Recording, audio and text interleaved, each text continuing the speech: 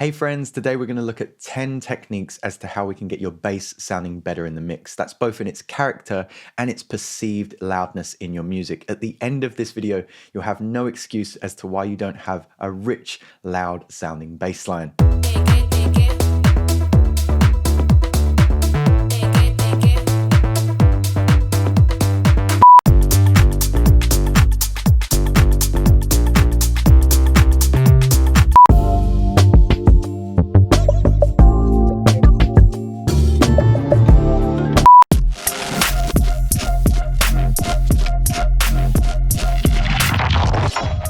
In this episode, we're going to look at a variety of genres with different bass lines to see what skills we can apply to get them sounding interesting and full in the mix.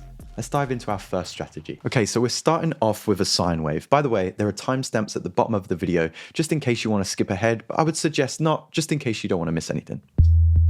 The sine wave is a great starting point for a bass line, but once we add other instruments, we can't always hear it in the mix. What I would suggest is adding other harmonics into the mix so that it's a little bit more audible. If we add a spectrum device here, we can see that the sine wave is basically playing a fundamental, this big harmonic right here, and we have a few other harmonics just here as the bass is so loud. If we add our triangle wave here, we're going to start to get a more Nintendo sounding tone. The triangle wave is a little bit more tasteful than the square wave, which is going to be a little bit more distorted and feel sharper in the high end.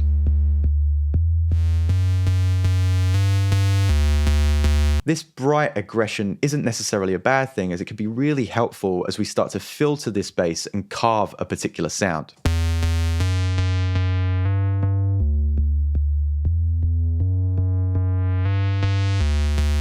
By the way, this is the HC Boomy bass. It's available over at the Patreon. It's kind of my go-to rack for creating different bass tones at the click of a button.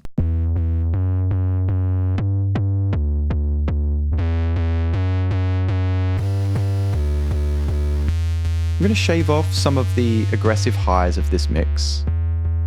That's keeping some of the character still in the bass, in the mids and the lows, but I want to make sure that this isn't as soft and smooth as it sounds right now. I want a little bit of a punch in the attack of this bass.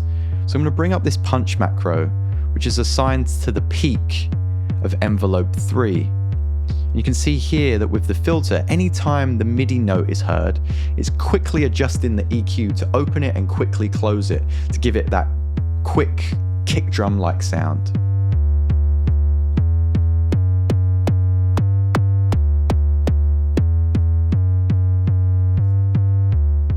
That's the first way you can get a little bit more punch out of your bass line in the mix. Now, getting away from the square and the triangle wave, you can also saturate your bass line to introduce more harmonics as well. We're going to keep spectrum up here so we can see those harmonics being applied. I'm going to take it back down to a sine wave and start to introduce the saturation.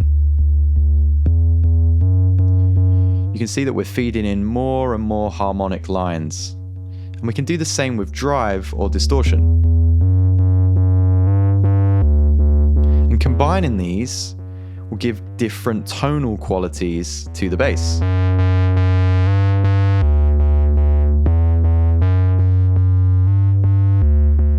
Now, with that in mind, depending on what melody is being performed and what instruments you've chosen to be in the mix and how loud they are, even if you did add extra harmonics, saturation, distortion to your bass line, it could still be a little bit lost in the mix. So let's look at harmonic saturation or harmonic distortion. We've got a kick drum here, and we've got some music.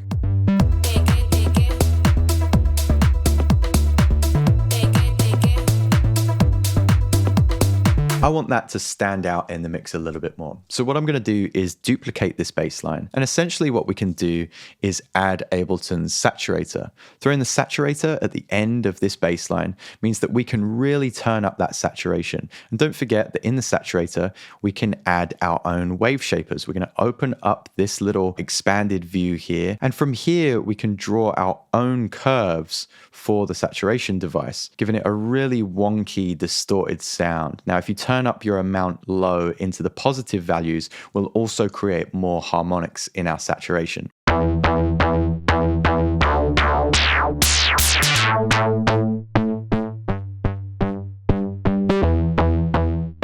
going to draw something in here. If we select hard clip, we won't exceed the output here, but we can create more of a artistic distortion. We're going to start to increase the drive and you'll hear that exaggeration.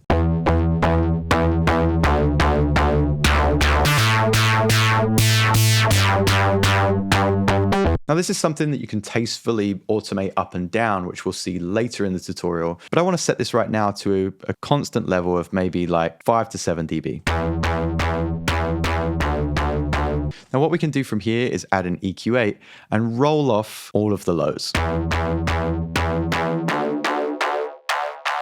Can you see where this is going? We're only left with those exaggerated harmonics. So we're going to turn this down all the way in the mix. To make sure that it's super clean, if you wanted to, you can even go back to your original bass and invert that node so that we're only left with the lows and none of the highs. So we're not overlapping, but this is completely up to you, the artist. Now we have this in the lows and this in the highs. What we're going to do is turn that second bass all the way down and just listen to the first bass line. We're going to start to increase the volume of the second bass line until it's just about audible.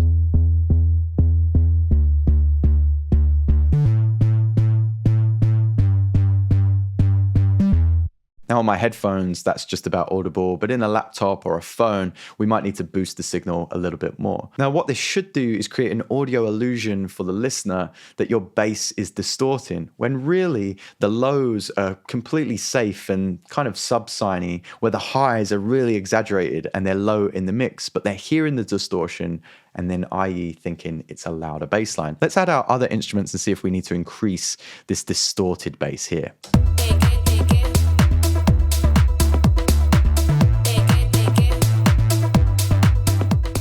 And then let's turn that bass on and off to hear the difference.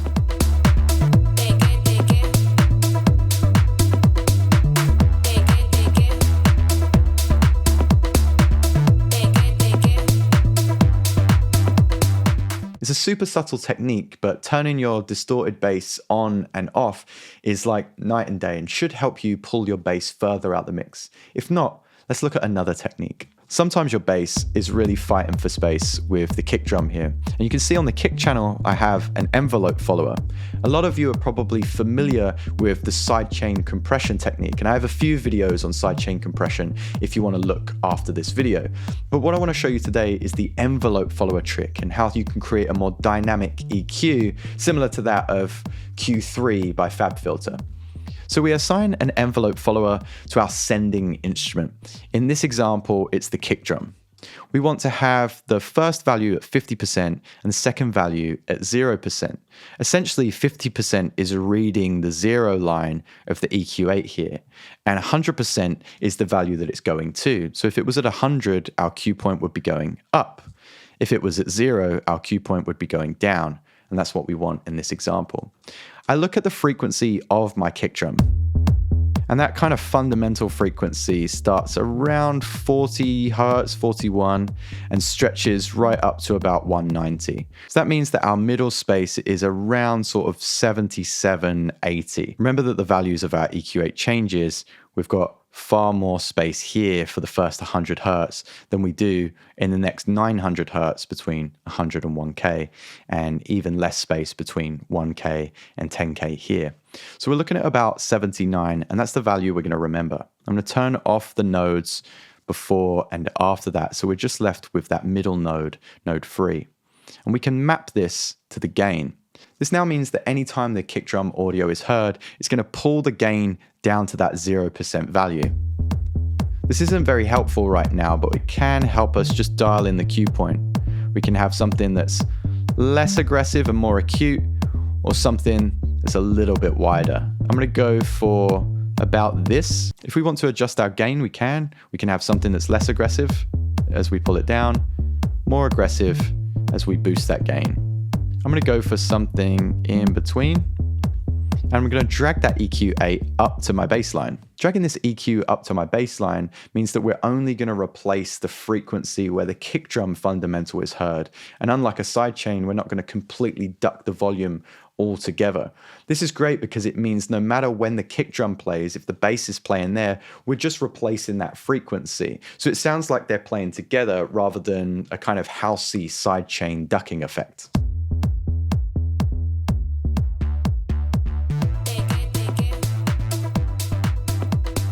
So with this in mind, we can even pull this down a little bit.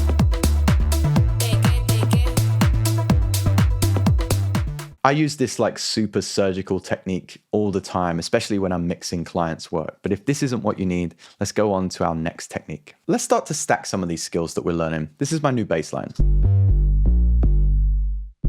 But I want this to have a little bit more character, and I want this to be easier to mix. So what I'm going to do is add an EQ3, shift select the HC boomy bass or whatever bass you're using, and group these instruments. I'm going to open up the chain list, and I'm going to duplicate these instruments. I'll rename these for ease so we can have this as top and the bass below it as bottom. With the top bass, I'm going to select the EQ3 and just keep the mids and highs. And with the bottom bass, I'm just going to keep the lows. Now the low bass, we're going to keep it exactly as we had it in this preset. So soloed, it sounds like this. But the high bass sounds like this. What I want to do with the high bass is exaggerate some of these sounds. So I'm going to add the saturator before the EQ3 and just start to really up that drive. Let's hard clip it again.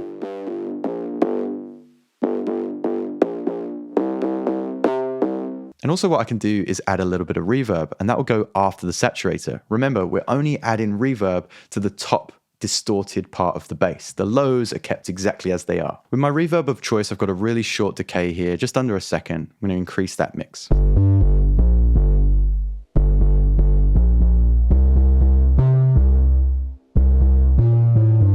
So now with my higher bass, I have something that sounds like this. With my low bass, something very grounded. Now let's see how that sounds in my mix.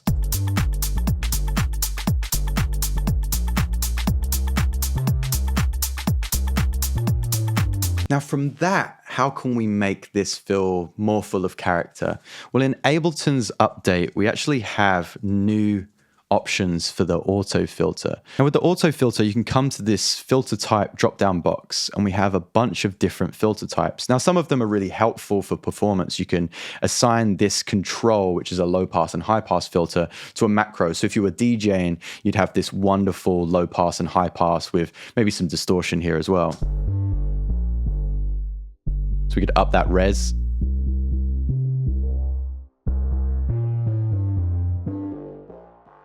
I really love that. It adds a lot of character.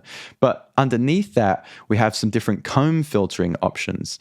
Upping the morph and the res here will create some slightly different comb filter options, which is really great for getting some kind of different like vowel sounds and some different tones out of your bass. This could sound really good in like the part B of your track to create some difference. Really like that resonance here.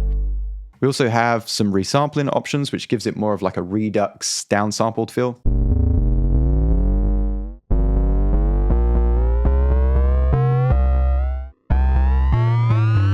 Over on the left-hand side, we have Notch Plus Low Pass, which is great for like sucking out the mids and retaining some of that high end as you low pass. Again, it's a great transitional tool.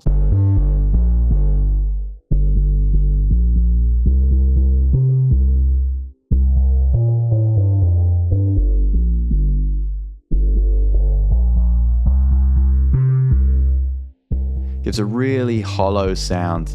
And then finally we have vowels, which we're going to come to later. This is great for all of those kind of like dubstep automations, so you can have your bass moving like this. And with more legato, longer sounding bass performances, something like a respace, this can be really effective. Let's introduce a new technique with Raw. Since I've started using Raw, it's been a complete game changer. It's essentially a multi-band distortion device. There's lots of tools over at the Patreon that include Raw, and the HC Boomy Bass is actually one of those devices. So with Raw, like I said, it's a multi-band distortion device. We can distort our lows, mids, and highs, and we have different algorithms here within our routing channels. I like to keep it on multi-band, and just as we did earlier, maybe create a chain with the lows, the mids, and the highs so that we can process these a little bit different. With raw off, this is the sound that we get.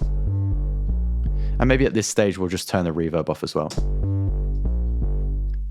We'll turn raw on. Already got a little bit more aggression. We can increase the amount that the lows are being distorted by and the bias. So where is that distortion, those harmonics being added? And we can roll that off too. We can also do that with the highs. Maybe with the highs, we want to shape this a little bit differently. So we could choose something like a diode clipper and start to up that level. So we're just really distorting those highs up here. Let's make that softer.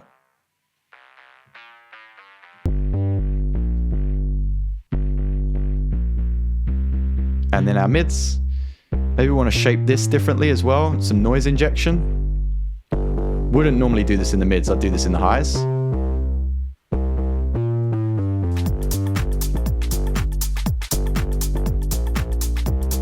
That's heavy, right? On and off. A bit dull. And then we can take that down in the mix. Notice how our level stays bang on 12 right here as well. So there's a lot of like hard limiting going on. We're not clipping at all. We're just doing some creative distortion.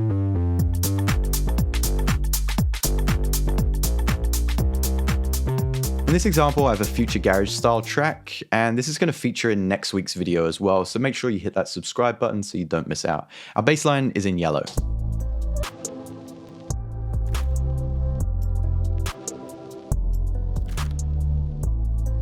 What I want to do is use ring modulation to get a tone out of this bass line so that it has more character and that it gets pulled out of the mix a little bit easier. Now, Virtual Riot and some other channels have a great tutorial that is just mind-blowing to me on sidechain compression through ring modulation, which is super intense, and I would suggest checking out their video on that subject as well. It's something that I've used in heavier genres like color bass and dubstep, but not necessarily something that I'm going to use here. Let's grab a ring modulator. There's a free ring modulator that you can download from Kilohertz. And with this ring modulator, what we can do is essentially add a tone. Now that's helpful if we want to do some automation. It sounded fairly characterful and stylistic at the end there on that last note. But what I want to do is create like almost like a pedal tone through the bass line so that it can always be heard. So I'm in G minor, and what I think is going to work well as like kind of a pedal tone for this track is the note E. And what I can do to test that is just grab the electric device and play E throughout this track. But if I was to play something else, it might feel a little bit clashy. What you'll need to look at is a note frequency chart to convert those notes to hertz. And if we look at the A here, we can use 27.50, 55, 110, 220, 440, 880, etc. And for E, we can move through the chart from left to right here. I'm going to start with the A and see how that sounds. 440 seems like the easiest one to go with. So let's go back up to our respace, choose the ring modulator, and set this frequency to 440. We can try 220 as well. I kind of like 220, and let's see what that sounds like in E around the same place. So 220 is here, and for E it's 164.81. I'm going to round that up to 165. Kind of like that for the first note. And I think I'll change this to 220 so we can automate this. It's going to be 220 for the latter part of the loop and 165 for the first part of the loop.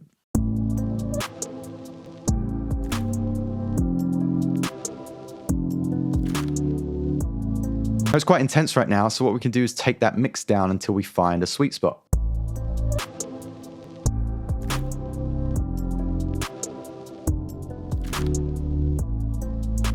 45 is good. Love that. Now we have different modulator types as well, which can be quite helpful. Like if I set this to bandpass noise, we introduce a lot of noise to the mix.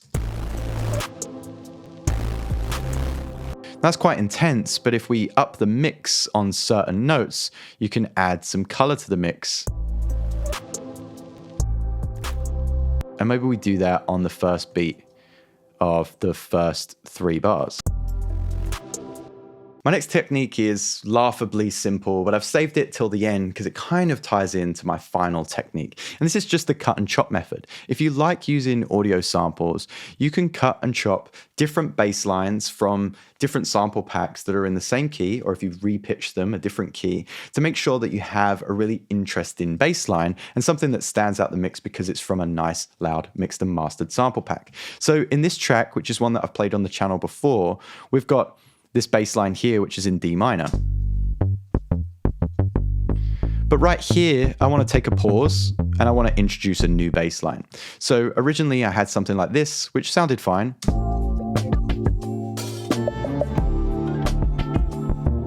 But it's just lacking a little bit of something right here.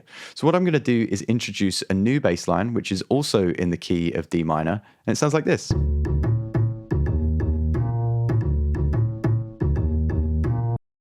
I really like that little part here, so I've just chopped it, and on this one here, which we're going to color white, I've also just pitched it down a couple of semitones. So we're just getting this. But you can obviously hear that it's quite bright, so I'm just going to add the EQ and roll this down to match that of the bass line above. Wonderful. Little fade here, and we get something like this.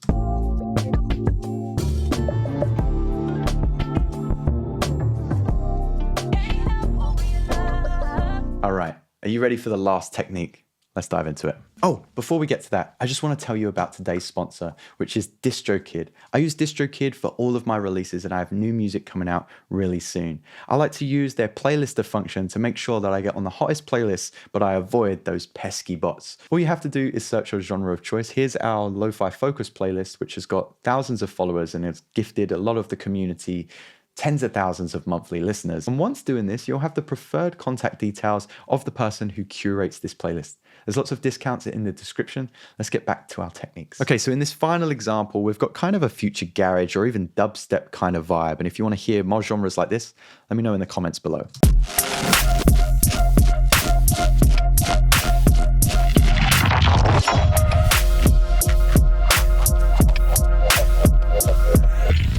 Okay, so in this last example, this is a culmination of everything that we've looked at from the video. In this rack, we've kind of multi-banded the different sounds of our bass. Instead of lows, medium, and highs, we've got bass, texture, and noise. And then throughout this, we're using a sampler to find those different samples of bass, and EQ, 8s, OTT as our kind of multi-band distortion instead of multi-band compression. We've got a saturator utility to put that bass in mono, and then a limiter at the end just for kind of safety in our ears. This is actually a macro that I got from Koan Sounds Patreon, not a sponsor, just a big fan of that duo. And I would strongly suggest checking out their Patreon so you can get nitty gritty with different types of sound design. So let's look at the chain first. In our bass, we have this sound.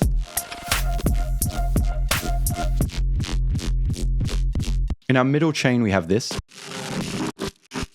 Kind of different textures, and you can see with the volume automation, this is how this is coming in and out of the music.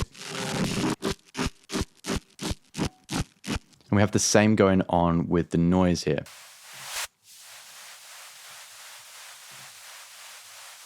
That makes up everything in our bass line. And we have a different bass line just here. Now remember our example from earlier with the comb filtering with the auto filter. This is what we're using here in pitch, and we're getting a slightly different tone throughout the second half of the bass line. Super cool, right? And then the final thing that we're looking at is something called a mud pie. And a mud pie is a term that I got from a Mr. Bill video, where you essentially use soft compression, which we're going to come to in just a second, to create loads of variations of your bass line, to which you're going to create a big resampled track to choose elements that you can chop out and use as fills or as repeating lines. We've got two examples on this third pink line here called chop bass.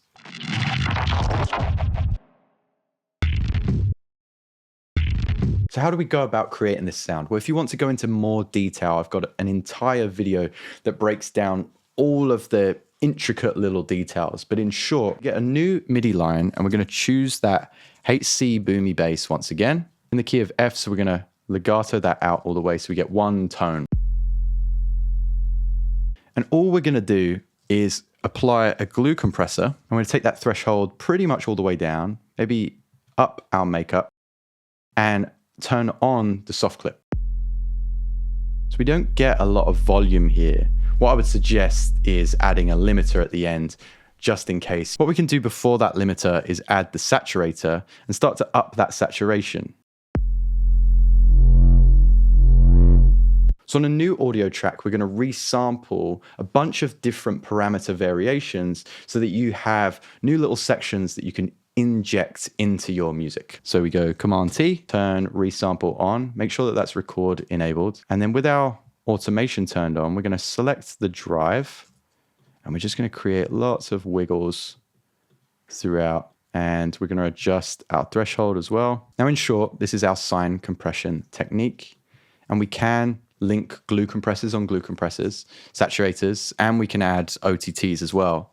So let's add OTT maybe here to pull out some different frequencies.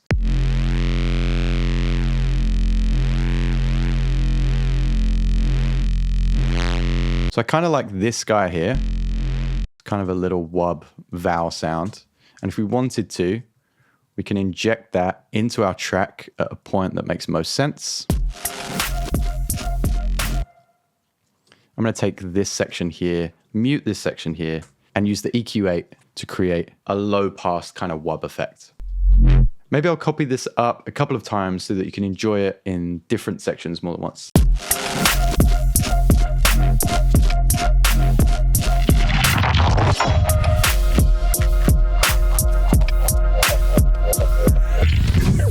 So there we have it, 10 techniques to help improve bass in your mix, whether it be in character or whether it be in the volume and loudness in the song itself. Like I said, I've got an entire breakdown in the style of Charles I if you want to go into the nitty-gritty of this type of technique. And if you want to see more genres like this, just let me know in the comments. Shout out to Chengy, who won the beat battle, and therefore you can hear in the outro of this video. Thank you as always for swinging by, and I'll see you guys next time.